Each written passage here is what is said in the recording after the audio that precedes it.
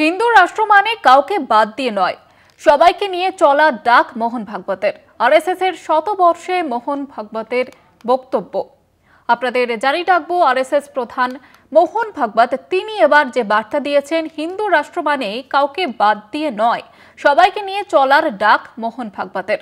RSS এর শতবর্ষে মোহন ভাগবতের এই বক্তব্য আপনাদের জানিয়ে রাখবো। আরএসএস প্রধান মোহন ভাগবত তিনি যেমনটা বার্তা দিয়েছেন যে হিন্দু রাষ্ট্র মানে কাউকে বাদ দিয়ে নয়, মোহন ভাগবত তিনি এমনটাই মন্তব্য করেছেন এবং সবাইকে নিয়ে চলার ডাক মোহন ভাগবতের। আরএসএস এর শতবর্ষে মোহন ভাগবতের এমনই বক্তব্য।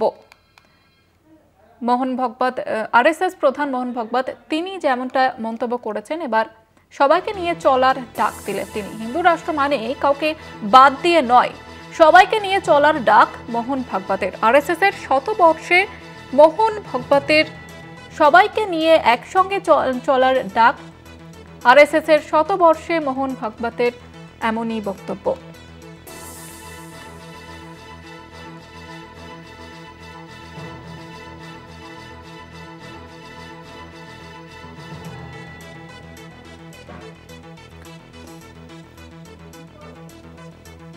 হিন্দু রাষ্ট্র মানে কাউকে বাদ দিয়ে নয়, আরএসএস এর শতবর্ষের এবার সবাইকে একসঙ্গে নিয়ে চলার ডাক আরএসএস প্রধান মোহন ভাগবতের। শতবর্ষে মোহন ভাগবতের যে বক্তব্য যে হিন্দু রাষ্ট্র মানে কাউকে বাদ দিয়ে নয়, বিজেপি যেমনটা হিন্দুত্বের ভোট টানার যে তারা কৌশল এবং আরএসএস সঙ্গে তাদের যে নীতিগত মতাদর্শের পার্থক্যের বেশ কিছু প্রমাণ সামনে আসছে এবং তারই মাঝে এবার মোহন ভাগবত আরএসএস প্রধান তিনি যেমনটা বলেছেন যে হিন্দু রাষ্ট্র মানেই কাউকে বাদ দিয়ে নয়।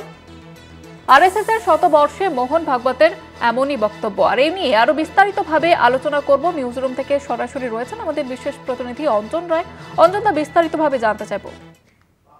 আমি বলি যে আরএসএস এর শতবর্ষ চলছে এবং এই শতবর্ষে দাঁড়িয়ে আরএসএস এর বিভিন্ন কর্মসূচির অঙ্গ হিসাবে তারা গতকাল বিজ্ঞান মঞ্চে, দিল্লির বিজ্ঞান মঞ্চে বিভিন্ন মানুষকে, বিভিন্ন সম্প্রদায়ের মানুষ, বিভিন্ন কূটনীতিকবিদ থেকে শুরু করে বিভিন্ন শিক্ষাবিদ থেকে শুরু করে তাদেরকে আমন্ত্রণ জানায়।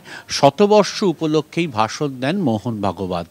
তুমি জানো যে আরএসএসের উদ্দেশ্য কি, আরএসএস কেন, আরএসএসের কোন আদর্শে মোদি বা বিজেপি চলে, এগুলো বোধহয় গোটা দেশেরই সবাই জানে।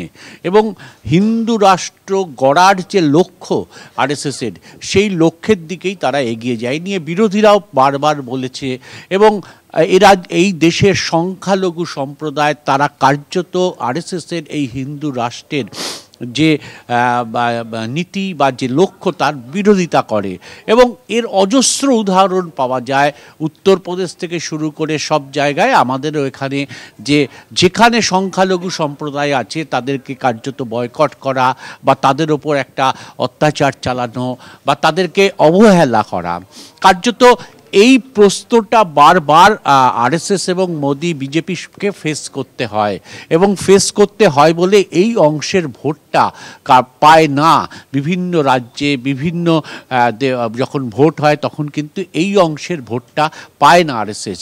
কার্যত সেই দিকে তাকিয়েই কিন্তু মোহন ভাগবতের এই বক্তব্য যে আরএসএসের হিন্দু রাষ্ট্র মানে কাউকে বাদ দিয়ে নয়। আমরা বাস্তব পরিস্থিতিতে দেখি যে সংখ্যালঘুকে বাদ দিয়ে, মুসলিম সমাজকে বাদ দিয়ে আরএসএস তার আধিপত্য বিস্তার করতে চায়।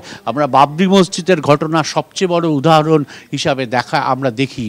সেখানে দাঁড়িয়ে মানুষের মধ্যে এই যে আরএসএস সম্পর্কে একটা ঘৃণা, একটা হিন্দু রাষ্ট্র করবার জন্য বিভিন্ন স্টেটে যেখানে বিজেপির সরকার আছে সেখানে সংখ্যালঘু মানুষদের ওপর কীভাবে নিপীড়ন হয়, কিভাবে অত্যাচারিত হয়, এই যে গোটা দেশে এই বাস্তব পরিস্থিতিটা বোধহয় তারাও অনুভব করছে যে এই অংশটাকে বাদ দিয়ে বোধহয় তারা বেশি দিন ক্ষমতায় টিকে থাকতে পারবে না। সম্ভবত সেই আত্ম উপলব্ধি থেকেই 100 বছর উপলক্ষে আরএসএসের সেখানে দাঁড়িয়ে মোহন ভাগবতের মতন লোককেও বলতে হচ্ছে যে হিন্দু রাষ্ট্র মানে কাউকে বাদ দিয়ে নয়। বাস্তব পরিস্থিতির সঙ্গে যদিও তার মিল খুঁজে পাওয়া যায় না এবং এই কথা বলার মধ্য দিয়ে একটা যে অংশের সবচেয়ে বেশি পরিত্যক্ত আরএসএস, যে অংশের মানুষ কার্যত ঘৃণা করে আরএসএসকে, সেই অংশের কাছে তারা পৌঁছতে চাইছে। গতকালের বক্তৃতায় তিনি রবীন্দ্রনাথকে টেনে এনেছেন, গতকালের বক্তৃতায় তিনি গান্ধীজিকে টেনে এনেছেন, অর্থাৎ একটা মানে শুদ্ধিকরণের আবহাওয়া তৈরি করতে চাইছেন যে আরএসএস মানে হিন্দু, শুধু হিন্দু নয়। তারই একটা রিফ্লেকশন দেখা গেছে কালকে মোহন ভাগবতের বক্তৃতায়, যা বাস্তবের সঙ্গে বিজেপি যেভাবে চলে, আরএসএস যেভাবে চলে, যা বাস্তবের সঙ্গে কার্যত মিল খুঁজে পাওয়া যায় না। ধন্যবাদ জানাবো অঞ্জন দা। নিউজরুম থেকে সরাসরি ছিলেন আমাদের বিশেষ প্রতিনিধি অঞ্জন রায়।